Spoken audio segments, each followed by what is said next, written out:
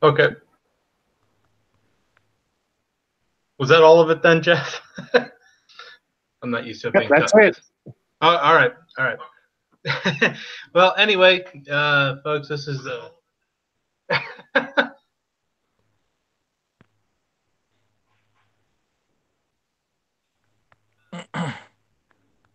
that's interesting. Anyway, this is a Bailey Report. This is Dan Bailey, your host, and I'm joined today with Suzanne Sherman and John Zangaro is with us, and Jeff is doing stuff behind the scene. Oh, I know what that is. Hold on. I got to. There we go. I'll take care of that. I had the monitor page up on YouTube at the same time I had the regular page up, and it was causing an echo that was driving me nuts. So we got that fixed. And anyway, how are you all doing today? Hey, Daniel, it's a pleasure. I want to say hello to Jeff and Suzanne. Thank you for having me on again. Good morning, John. Good morning, Daniel. Morning, Suzanne. Jeff's helping with. I'm trying to get around on make sure everything's going. It's on Radio Co. live, and I'm sure it's going out on YouTube. Yeah, as far as I can tell, that's what was causing the echo earlier. I had the page on YouTube up. We want to ask people to bear with us a little bit. Daniel Bailey's had a change in his work schedule. He is our resident truck driver. He's been away, and we're just getting all the bugs worked out that have kind of reared their ugly head in his absence. I want to remind everybody you can follow us on Facebook, facebook.com/Cerberus Radio Network. Daniel Bailey, one of our network founders, is we're doing a live show. Jeff Johnson is here, John Longaro as well. Follow us on Twitter. We have a SoundCloud and YouTube page as well. And Jeff, I think we have the live chat going up on the YouTube page. I think we've had some very lively discussions there recently. So looking forward to having more of that today. Daniel, what are we starting off with today? Well, we're going to start off today with the abortion bill. I can't not hit this. It's driving me nuts. So anyway, the article from CNN, the headline should say all of it you need to really know. New York puts in measures to protect access to abortion even if Roe v. Wade is overturned. For one thing, in case you don't know, Roe v. Wade overturned about 35 states' anti-abortion laws when it went into effect. So I don't see how New York could put in a protection that the Supreme Court's not going to assume they have the authority to overturn. Now, for federalism, New York should be able to put any laws they want on the books and not have to worry about what the SCOTUS says. But in modern day political science, the SCOTUS seems to make their rulings and then do whatever they want. Article says on the 46th anniversary of Roe v. Wade, this shouldn't be any new news for you all. Everybody here has probably already heard this about 3 times. Anyway, I am not pro-life. I am an abolitionist. I believe that we need to completely do away with abortion.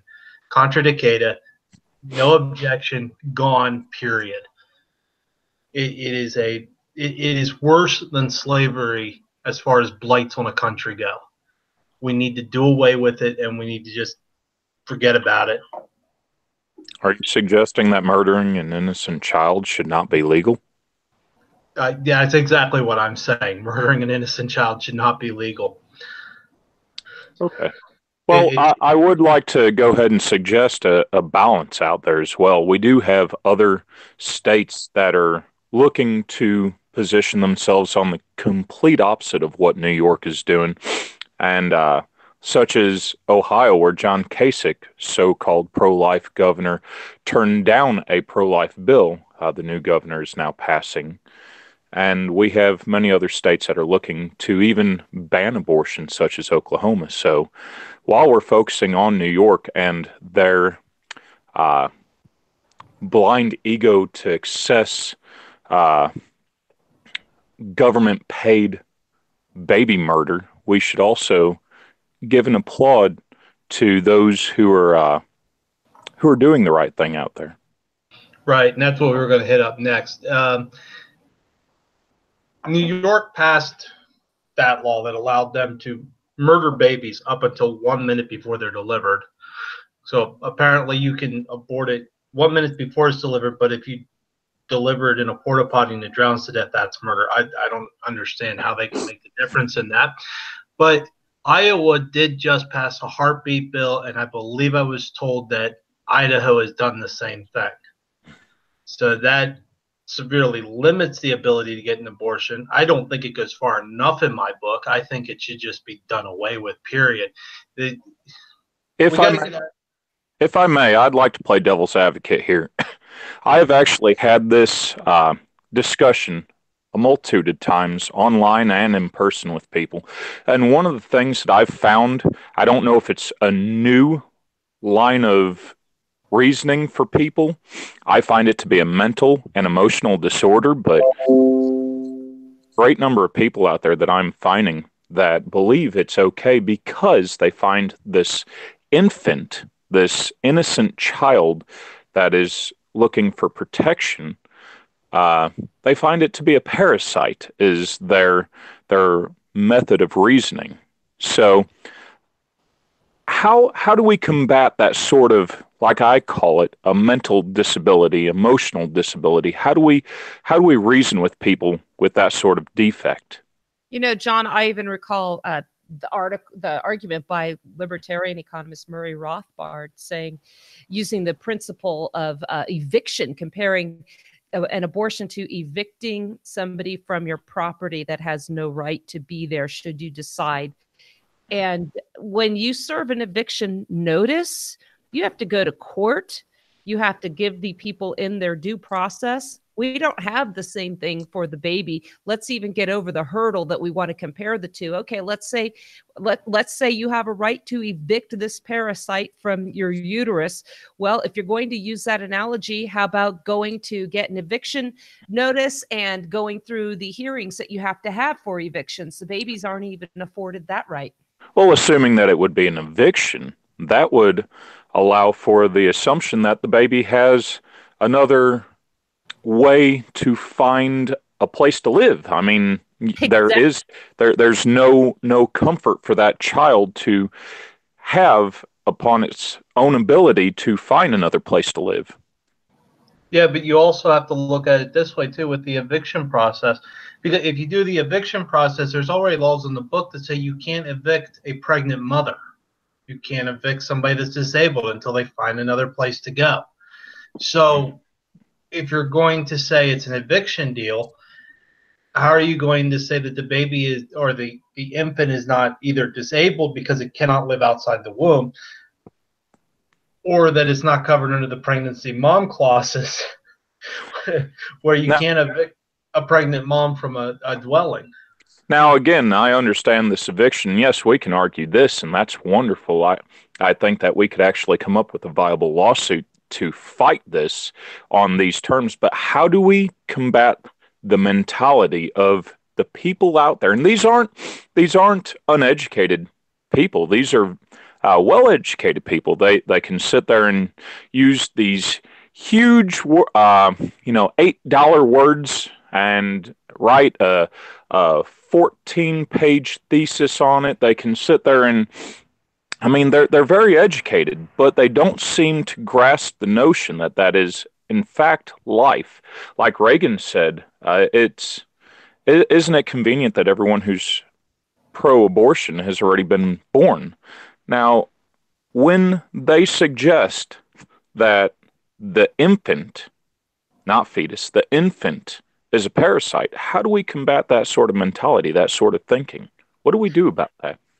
I don't know if you're going to be able to completely combat it. Some of it goes back to Scripture. At one point in Scripture, it says that God's given him over to a reprobate mind. Once you have a reprobate mind, you don't think right.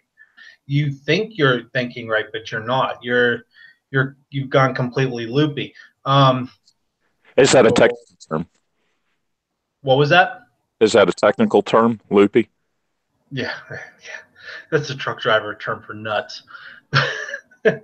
But the other one was professing themselves to be wise, they became fools because they put out the knowledge of God from their existence. They don't want to acknowledge a creator. Therefore, they believe that they themselves are gods. They don't have to answer to anybody. So therefore, if they murder Joe Blow down the street, doesn't matter because they themselves are gods, so they played God. Now, on top of this, we say that you can't legislate morality when it comes to gun rights or other rights within the Constitution, within our lives. So how can we suggest that you can legislate morality in this field? Because we already have laws of the book to deal with murder. Okay, and if we're going to look at it solely as murder, which I agree it is, you'll get no argument out of me against that. How do we legislate it? How do we sit there and say, okay, well, these laws on the books are currently there, and combat it so that it actually takes hold in society in an effective manner? Well, how did they do the laws that said if you attack a pregnant woman and cause the death of the infant, then it's a murder charge? It'd be the same thing, I would think. The only difference is the woman's consenting to the abuse that causes the termination of the pregnancy. Here's what I want to ask about this law in New York. Do we have anything on the books that protects these medical professionals? I mean, let's say Suzanne, myself, Jeff, and you, Daniel, were all medical professionals in New York. God forbid we would have to be mandated to perform one of these. What would allow us to say, wait a second, this goes completely against my morals and ethics? I'd like nothing to do with this. What protects the people in New York in the medical profession from this? I don't know anything about the New York side of it. Do you know anything about that, Suzanne? No, I really don't. I just wonder, about the first do no harm, the Hippocratic oath that they take. On a slightly tangential note, there's this show on TV that glorifies this teenage boy going through a transgender process. And I guess now we're seeing on the air, on commercials, the pain and anguish he's going through. I saw an article about a skateboarding star, and I guess on the Olympic team or some sports event, that was banned for smoking marijuana. And my question on that, if we're going to be consistent, is what about all the hormones on the drugs, tying back to the kid that's having the transgender surgery? All the harm we are doing. You can see a whole crew of medical technicians and surgeons working on, for lack of a better term that I want put on the radio, on this child. He's a minor. He is a minor. He will be a he when they are done mutilating him. Correction. They're not changing his DNA. Exactly. So we see people in the medical field absolutely fine on doing this carnage, committing all this harm, and it's becoming politically expedient. It's accepted, and it's glamorized, and we see celebrities saying that they're bragging about their abortions. These are some very troubling times. Why don't we start using the language that like the liberals do whenever they disagree with us? They call us racist, they call us bigots, homophobes, all this. When we have a doctor that does this kind of stuff, why don't we just start calling them a butcher? That's what they're doing. I don't know if they would necessarily take I don't know if they would necessarily take that as a bad thing, though. They might seem not. to glorify themselves in whatever they might be labeled as.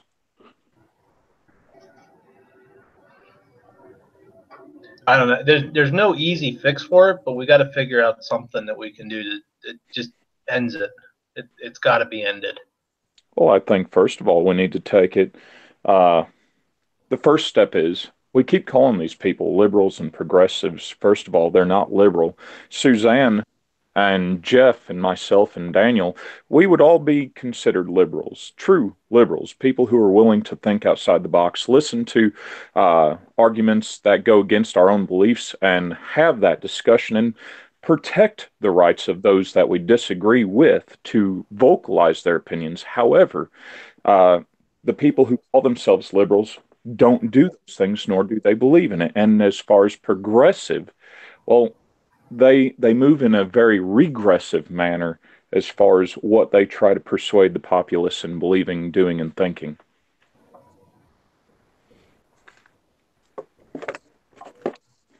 I think that we need to go ahead and hit it on that first. Market who they really are, what they really are. Take the mask off the demon and let it be seen for what it is. And then once you do that, you can combat each and every issue on its own merit. Yeah, that'd probably be a good way of attacking it.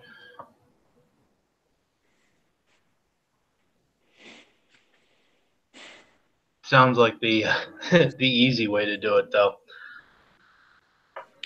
I don't think there will ever be an easy way to combat immorality. No, well, yeah, but it sounds like the old adage of, well, we just need more education. Well, we surely do need more education, that's for sure. Because the education argument, and here's why I have issue with it. We've had education for 20, 30, 40 years now about don't race trains.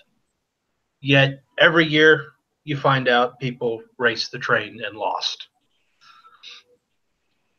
As a truck driver, don't race the train. You're going to lose. He's got the right of way. He can't stop. But no matter how much education you give them, they're going to do wicked. You have to find a way of getting them to Christ or into a church or whatever and get them educated into things of God. Otherwise, you're just beating your head on a steel pole. Yeah, but you can't force someone to. No, I'm not saying force them, but the end result's got to be you got to. You can't legally force them. You can't push them. You got to encourage them. Introducing them and encouraging them. Yes, I agree. Introducing them and encouraging such, but I mean, you're not going to win everyone that way. You're going to have to educate people. You're going to have to move it into the families and homes, just like the immorality is doing. I mean, they're forcing kids to accept these things through their educational system, if you want to call it an educational system anymore, the indoctrination camps K through 12. I think that we need to go ahead and take that front back as well. We need to have moral people fight to get on these school boards so that we can combat it, both the local and state level. If we have moral people on these school boards on both the local and state level, I think that we'll find ourselves a lot more successful in these arenas. Well, see, my personal thought on education is that the reason we are in the pickle we are is because we've accepted the 10th plank of communism, and that is government control of schools. So my personal thought on this is secession. We keep asking about how are we going to make things better? How are we going to change things? It starts at home. Parents need to practice their own secession from this monstrosity we have and take their kids out of school and educate them at home. If you can't do that, and send them private school, get them out of government schools. We're not going to change anything as long as they're dumbing these kids down. Well, they're making little drones, and we're not going anywhere. It's a losing battle to fight the government on this one. That would lead to another issue that you wanted to discuss, which certain places are mandating that kids go to these government schools and are even arresting the parents for taking them out. We actually had an article about that. I'll pull it up here. This was from Foundation for Economic Education. Police seized my client's children because they homeschooled. Last week, a court ruled it was okay. Now, this was over in Europe. But how long before it comes here? Yeah, I don't know of any location in the United States that's arresting parents for homeschooling at this point. Not that I'm saying that it's not going to come. They cannot lose control. They have to keep control. And Suzanne has been talking about that on her show about, the fact of the matter is, how are we going to survive under this Marxist rule? And that's where we're headed. Something very unusual happens in the meantime. The former Attorney General Eric Holder had commented there was a case of some Germans that were here homeschooling their children. I believe it was in Kentucky, and they wanted to be in the United States so they could homeschool their kids. And he fought to send them back rather than allowing them to stay home and to stay in the United States and raise their children in accordance to their values. And his justification for his position, and this is very ominous and nefarious to me, was there is no fundamental right to homeschool. Now, if you consider our natural God-given fundamental rights to defend ourselves with a firearm and how they've been trampled, notwithstanding constitutional prohibitions against them from doing so, just think what they would do with homeschooling. And we're seeing this. Parents, when I was a kid, I would get pulled out of school for horse shows, vacations, whatever. I guess my privilege is showing, but it wasn't a problem. My parents would send a note and the school would accept it. Now we're seeing parents that are getting fined because their kids don't have an excused absence, which actually tells you what this is all about, is about funding. If your kids are not present, the school loses money. So what do we have? We have compulsory education. We have truancy laws, even if the kids are out of school. When I homeschooled my kids, I went through a state charter school, home-based charter school system. When I withdrew my children because I was noticing the indoctrination and subject matter that just didn't work with us, the teacher said, okay, I submitted your name to the district. I had been in a private school before. Then we did this. And here she is turning our little names in, this little brown shirt hag. So I never complied. I never registered or reported into them.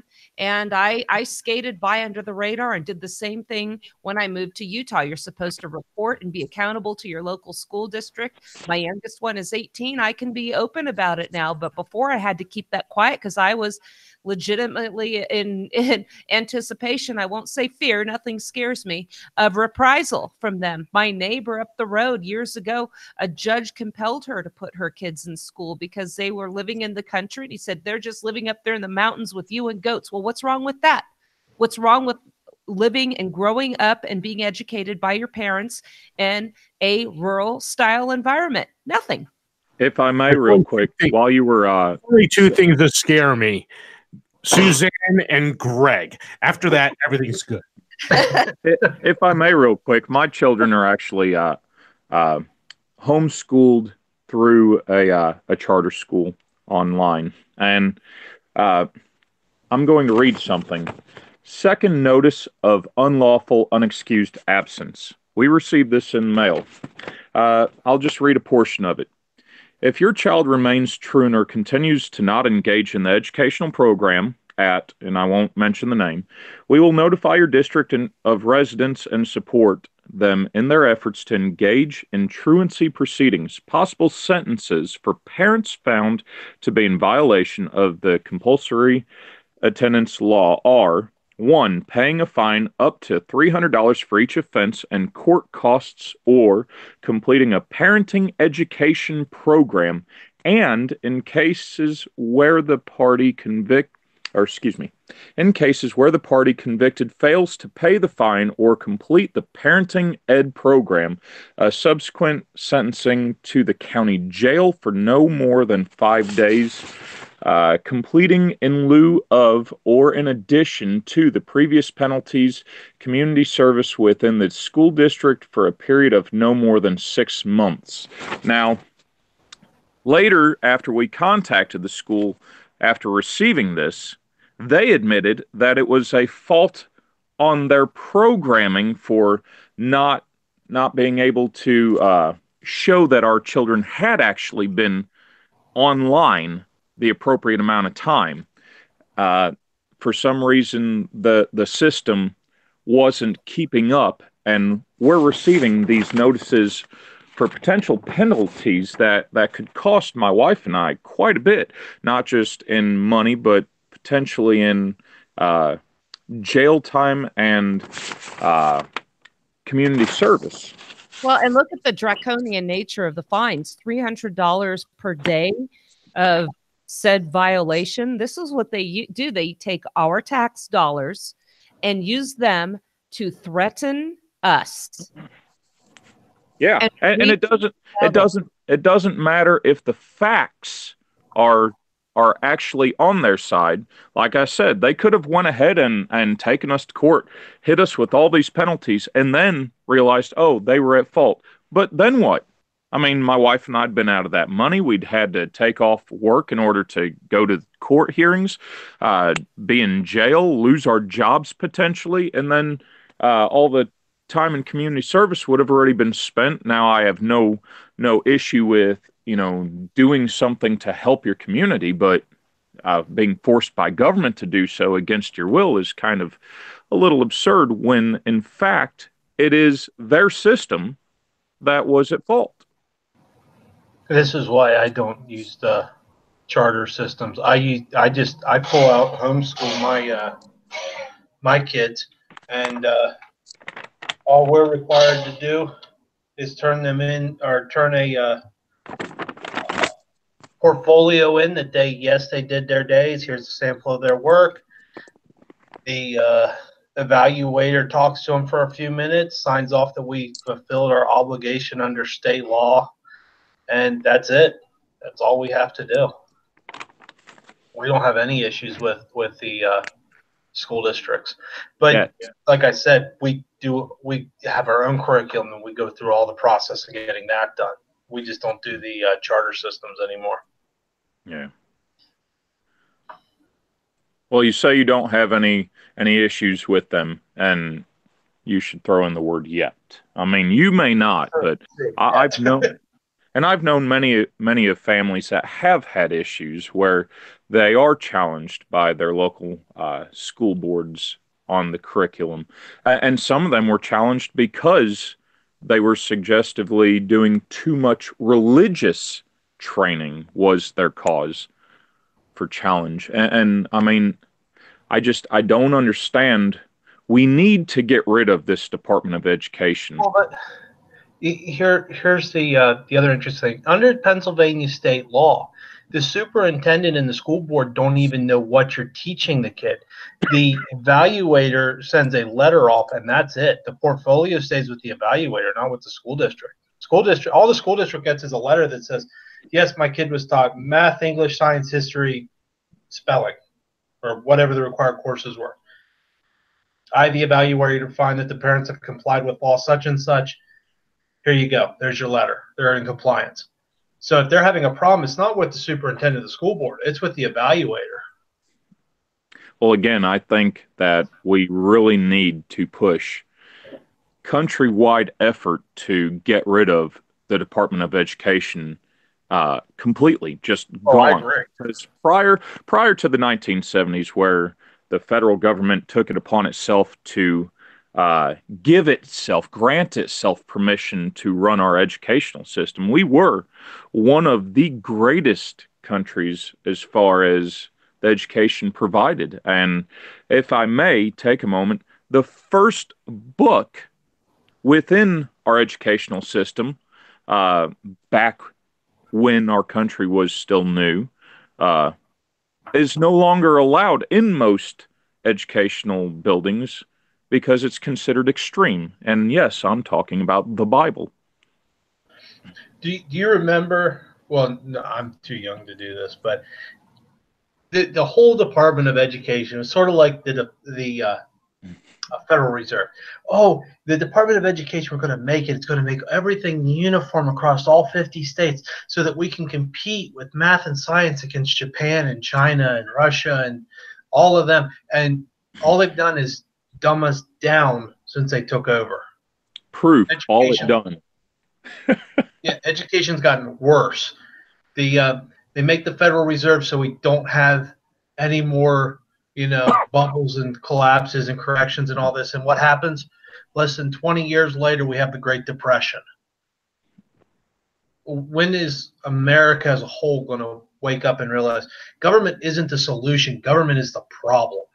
We've had leaders within, if you can call them that, within our Congress as well as presidential offices throughout, from George Washington to current, that have said just that the federal government is not the solution. It is the problem.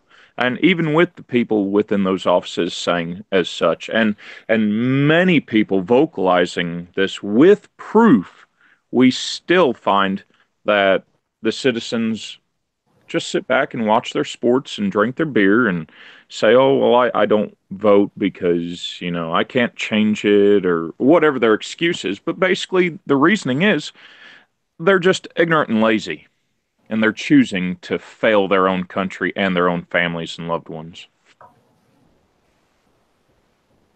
Yeah, but that goes back to the abortion thing. How do you educate the parents that this is a failed system and we need to change it? The parents are literally at the point where they don't care. They get the kid out of the house for 8 hours a day. Yeah, well, I mean, they were able to get their kids out of the house for 8 hours of the day prior to the educational system being taken over by the federal government. So, I mean, if they're worried about some sort of babysitting issue, I mean, just all we do is have to get the government out of the educational system, and I believe a lot of things will start falling into place. Well, they would have to, because if you get the government out, all right, and they no longer get the funding from the Fed, which my mother's a janitor at a public school system. They are so dependent on the federal government giving them a grant each year and the state giving them a grant each year. They can't pay their bills if they don't qualify for one of those. If people would realize that, and I'll back it up. People suggest that, we need to beg the government for these grants. Everyone listening, understand that this money doesn't grow on trees. It's not some magical wand that they can wave. It's money that they take from you and me. They don't have some special business on the side that they can generate money. I say that, and then, of course, they do have the Fed, which generates money out of thin air. But anyways, they confiscate our hard-earned funds. Now, if we went ahead and got the federal government running as it was originally meant to, and no longer destroying the homes through all its manufactured agencies and what have you, we could actually afford to keep our educational systems running at the local level. We could afford to pay for them at the local level, because what we're doing essentially is paying for them through the money that's being confiscated via taxes. So we could go ahead and give this money directly to our school systems rather than begging the federal government to give us pennies on the dollar from what they take from us anyways. Yeah, instead of laundering it through 15 different agencies, just give it straight to the agency you want. Now, if I may, I'd like to give a shout out to someone who is actually pushing something along this lines, and he's doing it quite successfully. It's the organization's called We Do Better, and the young gentleman who started it, his name is Daniel Johnson. He's looking for ways to get the government out of our lives and focus on us doing for ourselves. Again, the organization is called We Do Better, and the young man's name is Daniel Johnson. He's worth looking into. I'll have to give that a look-see. I'll shoot you his information after we're done with this. All right, do that. All right, so now on for the fun part. I'm sure you all know. Well, actually, let's do this real quick. So New York passed the abortion bill. We all know that. We beat it to death. There are now advocates in New York that want legislation that would allow New Yorkers with terminal illness to seek life-ending medication from their physicians, also known as assisted suicide. This always seems to go hand in hand with the late-term abortion. If they can get late-term abortion, they think they can get assisted suicide. I believe Oregon already has this. I'm not sure about Washington. But it's basically, I'm just going to term it the religion of death. They just want to die for some reason. But it says advocates for legislation that would allow New Yorkers with terminal illness to seek life-ending medication from their physicians are launching another effort in Albany, the group Compassion and Choices. Boy, it doesn't sound like Compassion or Choices to me. It says it will kick off its 2019 campaign Monday at the state capitol. The proposal before lawmakers would require 2 doctors to sign off on the use of life-ending medication. It's been proposed for years, but it's never gotten a vote. Supporters say the proposal is carefully crafted to prevent abuse while giving people with terminal illnesses the choice to die with dignity. There's nothing dignified about dying by medical causes. Now, I've actually heard arguments that I've sympathized over on this. Some of those who have medical illnesses that no medications can take away the pain for, and their bodies are just turning on them and deteriorating. Yes, I sympathize for that, but if we go ahead and look at it, what we're essentially doing is allowing for legalized murder for those now out of the womb. And where we are attempting to stand for life, you either stand for life as a whole or not at all. Now, I've had some people, do you agree with the death penalty?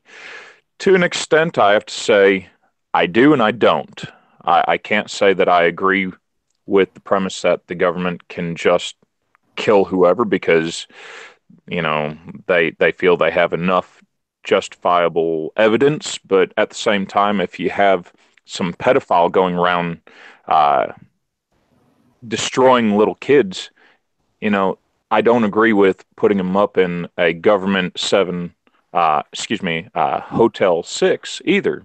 So there's a whole lot of information that can be argued one way or the other on these issues of protecting life and where we draw the line for allowing some people to,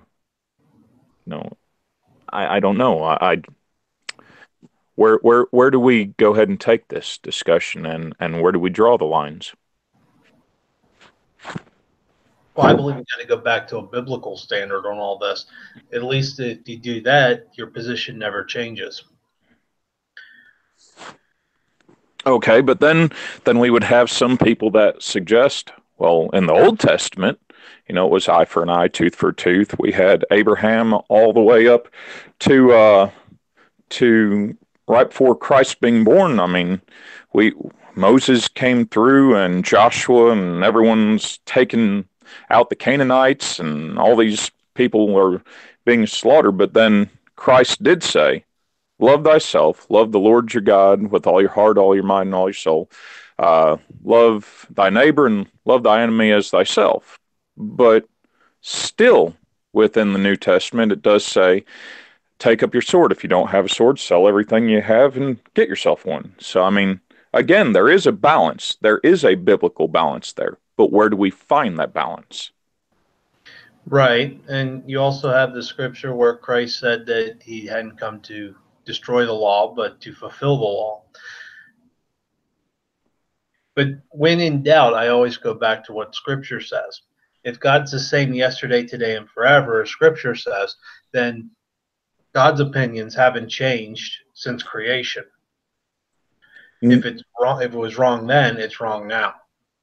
Yes, but we are flawed, and as such, we keep screwing it up and suggesting that, well, the meaning of this is A, B, or C, and we argue on the grounds of what we believe is right, and then we argue with Scripture, and we argue with our own moral platitudes, and so on and so forth. God is very efficient. God lays it out in black and white. There is no imbalance there. We're the ones screwing it up. So right. where do we go ahead and find that balance? How do we know that what we're doing is precisely what he wants? Well, that is the conundrum. I mean, when it comes down to it, I have no doubts in my God, and I have no doubts that his word is sufficient. But when, again, I don't feel that it's correct for anyone to kill an infant. I don't feel it's correct for anyone to necessarily murder anyone else just because of some medical issue. But then again, some people call me a hypocrite because there's a pedophile that's going to be locked up and then released and destroy another kid's life. I have no issue with putting him in front of the firing squad. Take him out to the city square and stone him like, but that's messy. I don't know, at some point you have to forgive, but at the same point you also got to protect the weakest among you. Like, you don't let a mass murderer back out on the streets. Suzanne, Jeff, either one of you want to jump in on this? At the moment, no. I'm just gonna. I'll let you two go on that one. Gee, thanks. So, anyway, let's push on here. Yes. We have this. This is just hysterical. Kamala Harris kicked off a presidential campaign.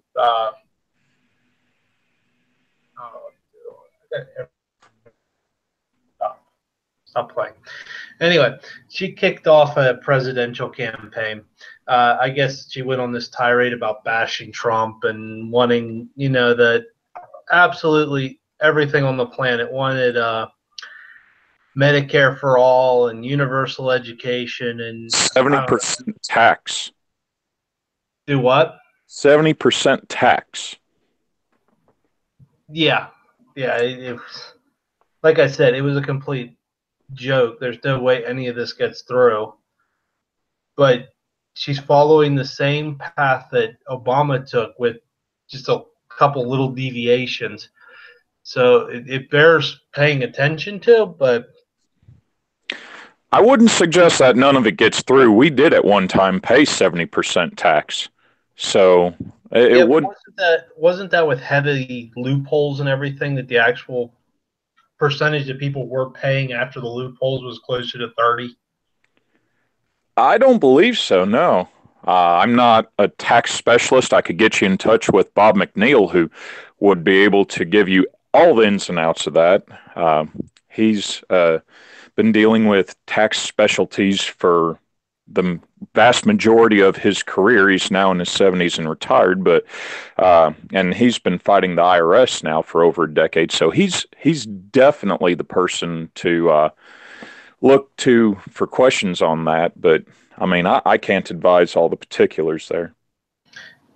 Okay, well, my understanding was that there was an extremely high tax rate. 70% sounds about right during the Kennedy administration. However, there was massive loopholes in it that most of the big spenders were jumping through, and they weren't paying that much, if any, in tax. So they did a tax cut, but the tax cut wasn't really a tax cut. All they did was remove all the loopholes and drop the percentage to what they were paying. At least that was my understanding of it. But I haven't dug into numbers and actually studied it. You know what I mean? So, hey, Jeff, would you be able to look up real quick how much the taxes were at the time of the Carter administration? Because that's when I thought it was. The highest tax rate in American history was during 44-45. It was 94% rate applied to incomes above $200,000. Well, back then that was quite a bit, $200,000 in the 40s. Yeah, we were also at a time of war then too. That was at the end of World War II. And government, for you listening, this doesn't mean that we agree that it should have been.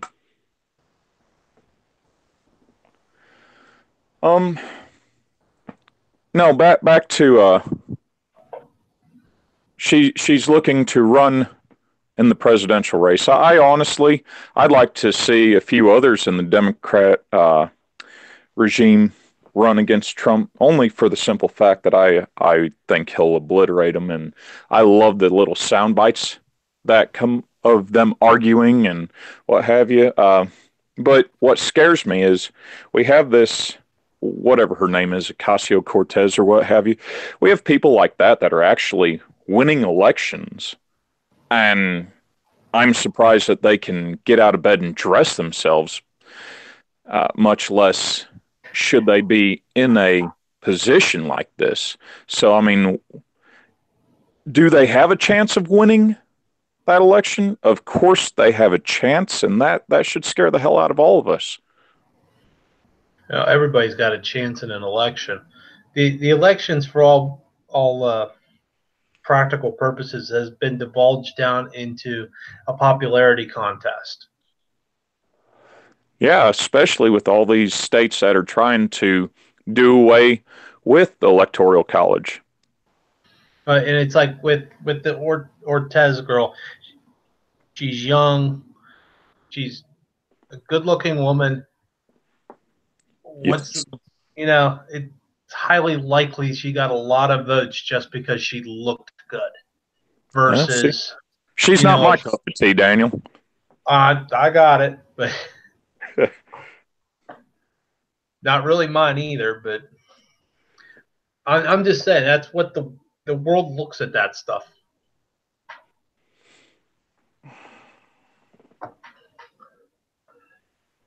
I wish I could argue against that, but you are correct. Yes. The part that I don't understand with this Harris is where she thinks she's getting the money for all this. Even with a 90% tax hike, I don't think she could raise enough money for it. No, of course not. I mean, most of your millionaires and billionaires and CEOs and large financial investors and so on and so forth, they'll just move. They'll take their money with them. It's sort of like what Warner Ladders did with the aluminum tariff. They just moved to Mexico. Yeah, I mean, you're never going. Who was it? Winston Churchill basically said, "Trying to tax yourself into prosperity is trying to stand in a bucket and lift yourself up." Yeah, there's also another one. I don't know if it was who said it, but trying to tax yourself into prosperity is like a snake eating its tail. You're never going to get anywhere. It's just, I don't know, but she's championing Medicare and pre-K for all, and I tell you, it's just amazing. And of course, she took some hits at Trump for his border wall. And speaking of the border wall, where are we going with this? I mean, since we've had negotiations since Reagan was in office that should have gotten the border wall built in the 80s. Then we had a budget passed during Bush Jr. Then we had another budget passed during the Obama administration, both to which funded portions of the border wall. And now we're again at the table waiting, arguing, and negotiating these terms. What is it going to take to get this border built? I don't know. I'd like to know where all the money's going for it, because it was clear under Bush that no border wall was ever constructed, or if it was very limited. And the money's got to be going somewhere. Suzanne, did you get any of that money? No, actually, I have not. People keep saying that there's authority under the Constitution for him to declare a national emergency. The authority is not there. There's no constitutional emergency with regards to the border wall. This is absolutely politically created. I refer people to my article called The Constitutional Solution to Immigration, but we're living in a post-constitutional society. My bone to pick with these people is that they're saying there's constitutional justification for this. So no, we are living in the Hamiltonian, Lincolnian version of America, where the Constitution and the system of federal powers and the state powers and federalism are irrelevant. This was something Trump was elected to do. This is what his constituents, his voters, his supporters wanted him to do. He shut the government down over it, and now he backed down. This is disastrous for him. It's in Article 8. It's in Article 8, Suzanne. Article 8 says the president can do it, declare an emergency and do anything he wants. It's Article 8. Oh, yeah. When the other side is in power, only 7 articles, folks. And declare a national emergency to collect guns. Those that said we had a national emergency for the wall will be singing a different tune. Well, right. Lincoln already did seize guns in the North during the war. So, I mean, there's already precedents for it. The only way that Trump could do a national emergency, at least as far as I can understand it, is if Texas, New Mexico, Arizona, or California were to declare a state of emergency and declare it as an impending invasion and send a letter to Congress requesting immediate federal aid. Am I correct on that? Well, then he would have to deploy troops to the border to repel the invasion. I don't think he can just build a wall. That would be the only way he could constitutionally, quote unquote, act. He already sent the troops. What was that? He already sent the troops. Did a governor of a state in the South to request the troops? Texas may have, but I don't know if they actually did. Don't know of any governor that requested troops, but if they did, then it's constitutional. If they didn't, it's the Whiskey Rebellion all over again. No, well, it only took us, 3 years before we violated that? Yeah, we ignored the Constitution 4 years after ratification. Washington just did what he wanted anyway, at the behest of Hamilton. Well, Hamilton wanted a king to begin with, so. Jeff, you seem to be full of a lot of logic and facts, and they have no place in today's society, sir. Well, that may be true. We're going to have to send you to the re-education camp now. Yeah, I think I'll send you in. I think I'll send you in my stead for whenever my kids' school system glitches again. I can't believe their system glitched that bad. That's just horrible. They had one job. Nailed it. Yeah, they nailed it all right. How much of my tax dollars goes to that school? So, Jeff, I mean, what would you propose President Trump could do that would be viable, that would not constitute obstructing any of the constitutional authorities for his office? And what should we do in order to protect that border? Well, first off, the problem is that we are applying the Constitution incorrectly, because the Constitution only grants the general government authority over naturalization. That is not immigration. You go to Black's Law, and there are two different items. There's immigration, there's naturalization. Immigration belongs to the states. Texas doesn't want it, close off the border. New Mexico doesn't want it, close off the border. The problem is that we have a magnet. Until they get rid of this magnet of free everything, New York is looking at having their own DREAM Act, having the citizens pay for people that are here illegally to get educations at the colleges in New York State. These things will draw the people here. A wall's not going to solve the problem. It's just going to slow it down a little bit. They'll find a way around it.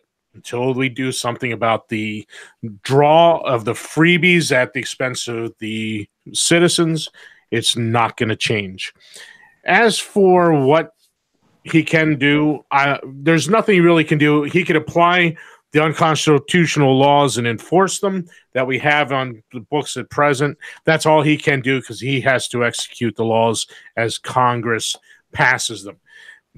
For him to declare an emergency and just spend $7 billion, because that's what I saw on the news today, he's going to spend $7 billion on a wall on his own, unconstitutionally. As for sending troops, unless the governors ask for them, he can't do it. You know what? We have a written constitution. Either we really want to follow it or we don't. If we can make excuses and say, well, we have a problem, so let's just let him handle immigration, well, then they can handle guns, they can handle anything you want. Once you open the door, there's no stopping it. So I think if you did away with the money coming from the Fed to states like California to keep it afloat, this problem goes away rather quickly. California can't flip the bill that they're promising everybody as it is. If the Fed stopped giving money to them, which is Fed's not supposed to be giving them money anyway, then California either goes completely bankrupt, and there goes your magnet, or California changes their policies in a hurry to keep from going bankrupt. Does that make any sense? Sense? Sure, but as the government made my feelings.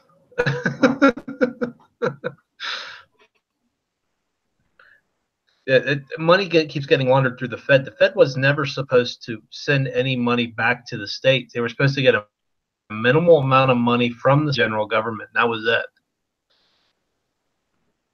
Yeah, well, you can thank Woodrow Wilson that we screwed all that up. Well, that was screwed up before Wilson. That was screwed up. I want to say Lincoln. Wasn't it Lincoln that came up with the income tax? Initially, in order to pay for the war, but then it was one of the few things that ever went off the books after going on. Okay, so that sunsetted, and then Woodrow Wilson brought it back to pay for World War I. Sure. Yeah, Wilson was a commie, so. Amen. There's no love lost there. Well, anyway, it's been fun. This has been the Bailey Report, and we'll hope to get another episode out to you shortly. But for right now, stay safe, keep the rubber side down, and we'll catch you next time. All right. Well, thank you very much for inviting me on the show.